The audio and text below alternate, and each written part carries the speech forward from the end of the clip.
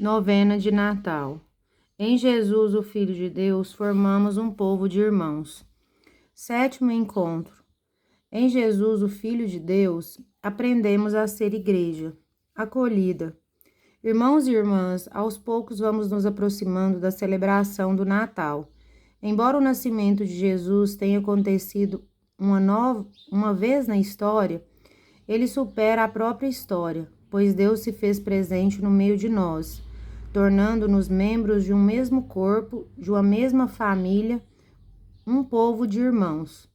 A igreja é sinal dessa unidade que o Senhor desejou para todos os povos. Por isso, ela é una, santa, católica e apostólica. Queremos, neste encontro, iluminar nossa compreensão a respeito da igreja a partir do grande evento do Natal do Senhor. Que o Espírito Santo nos conduza nessa jornada. Iniciemos este encontro em nome do Pai, do Filho e do Espírito Santo. Amém. Oração inicial.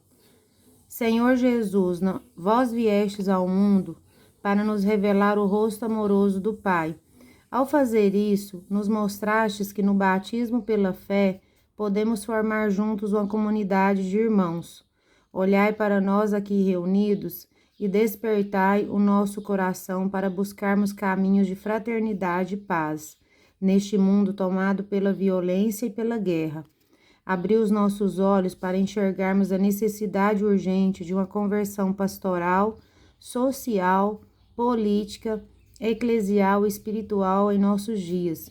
Firmai os nossos passos para que com generosidade anunciemos sem medo a alegria do Evangelho. Senhor Jesus, o vosso Natal marcou o início de um novo tempo, o tempo da graça, o tempo da salvação. Que ao celebrarmos o vosso nascimento na história, nos recordemos que sois um Deus vivo e presente no meio de nós. E por isso não temos nada a temer. Que Maria Santíssima e o glorioso São José nos ajudem a prepararmos bem para celebrar a grande festa que se aproxima. Amém. A voz da Igreja. Quando rezamos a oração do Credo, proclamamos que cremos na Igreja, isto é, que estamos inseridos na comunidade espiritual, dentro de um corpo místico que abarca a todos na comunhão dos santos.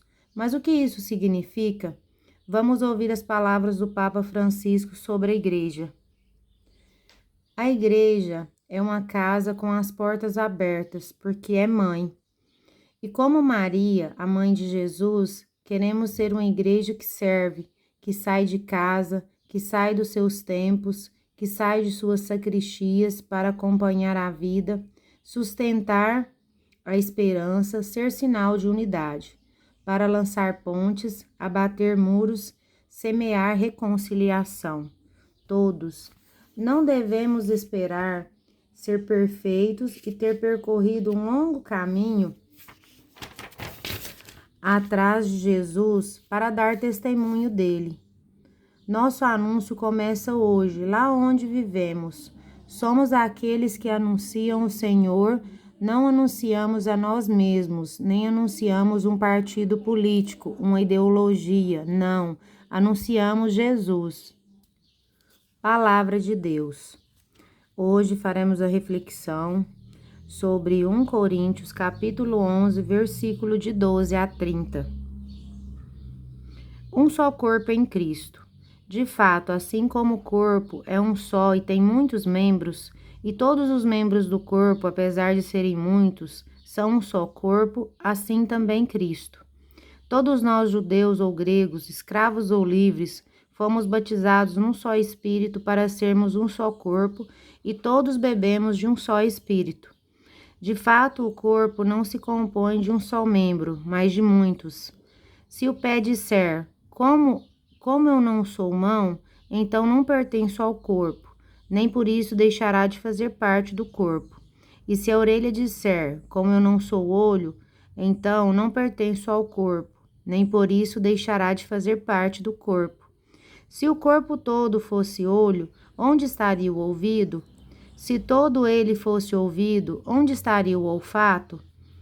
Deus é quem dispôs cada um dos membros no corpo, tal como ele quis. Se todos fossem um só membro, onde estaria o corpo? Portanto, os membros são muitos e o corpo é um só. O olho não pode dizer à mão, não preciso de você. Nem a cabeça, por sua vez, pode dizer aos pés, não preciso de você. Pelo contrário, os membros do corpo que parecem mais fracos são os mais necessários. E aqueles membros do corpo que parecem menos dignos de honra são os que cercamos de maior honra. E os membros menos decentes, nós os tratamos com mais decência, pois os que são decentes não precisam disso. Deus, porém, pôs o corpo, dando maior honra ao membro que tinha falta dela. E isso para que não haja divisão no corpo, mas para que os membros tenham igual cuidado uns para com os outros. Se um membro sofre, todos os membros sofrem com ele. Se um membro é glorificado, todos os membros se alegram com ele. Vocês são corpo de Cristo e cada um em seu lugar é membro e parte desse corpo. Ora, Deus assim dispôs na igreja. Em primeiro lugar, os apóstolos, em segundo lugar, os profetas, em terceiro lugar, os mestres. A seguir, vêm os dons de milagres, de curas, de ajudar aos necessitados, de administração e de falar línguas diferentes. Todos são apóstolos?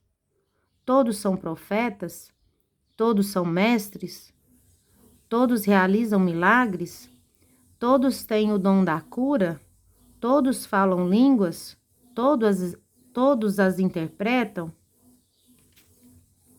Façamos uma reflexão, um momento de silêncio para a meditação pessoal da palavra.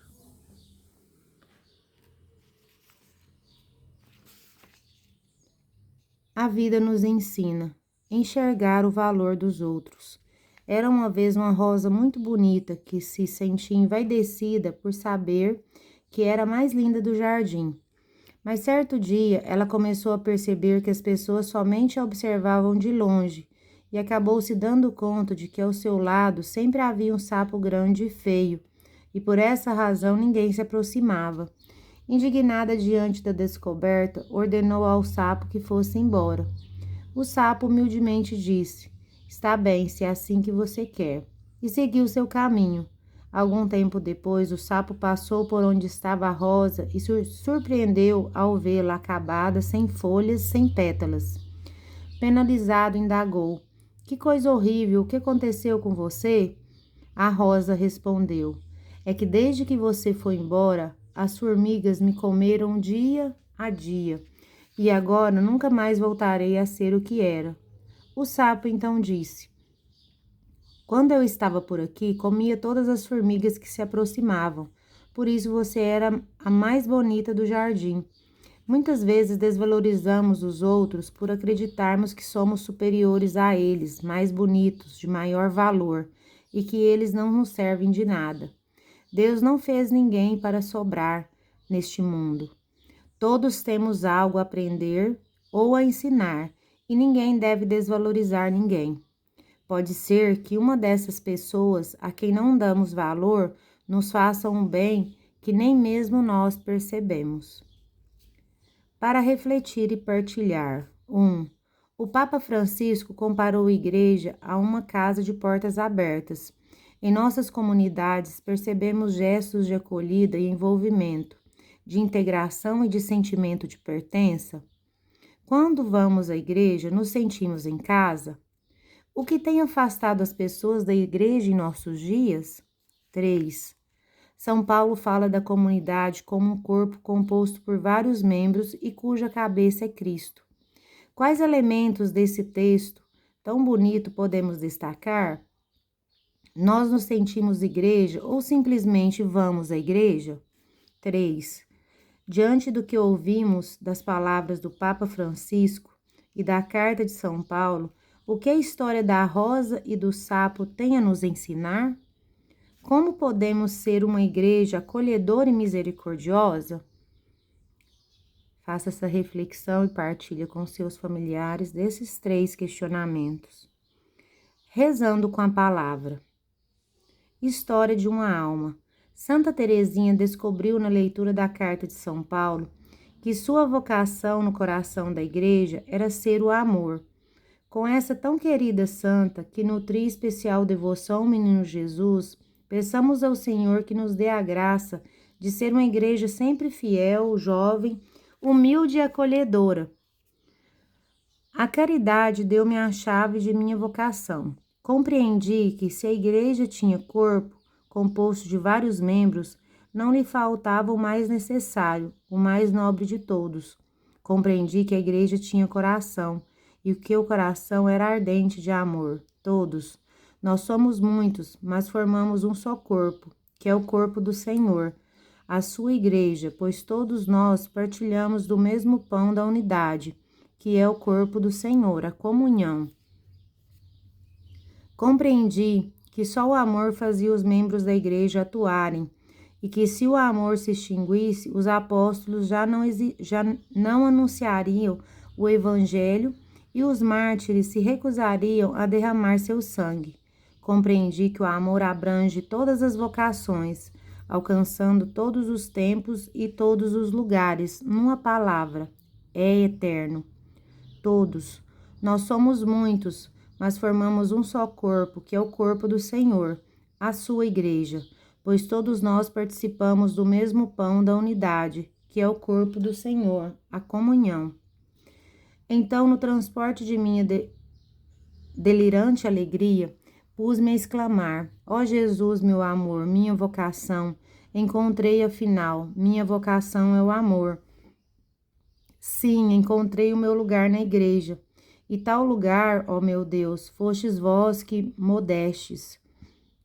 No coração da igreja, minha mãe, serei o amor, assim serei tudo. Todos. Nós somos muitos, mas formamos um só corpo, que é o corpo do Senhor, a sua igreja, pois todos nós participamos do mesmo pão da unidade, que é o corpo do Senhor, a comunhão. Glória ao Pai, ao Filho e ao Espírito Santo, como era no princípio, agora e sempre. Amém. Oração da família de Deus. Irmãos e irmãs, como membros do corpo de Cristo, que é a igreja, apresentemos ao Pai nossas preces, na confiança de sermos atendidos em seu amor, rezando: Pai de amor, ouvi as nossas súplicas. Pelo Papa, pelos bispos e por todo o clero, para que testemunhe coerentemente a verdade do Evangelho, rezemos: Pai de amor, ouvi as nossas súplicas. Pelas pastorais, movimentos e associações de nossa comunidade, para que trabalhem com amor e alegria em prol do reino de Deus, rezemos: Pai de amor, ouvi as nossas súplicas.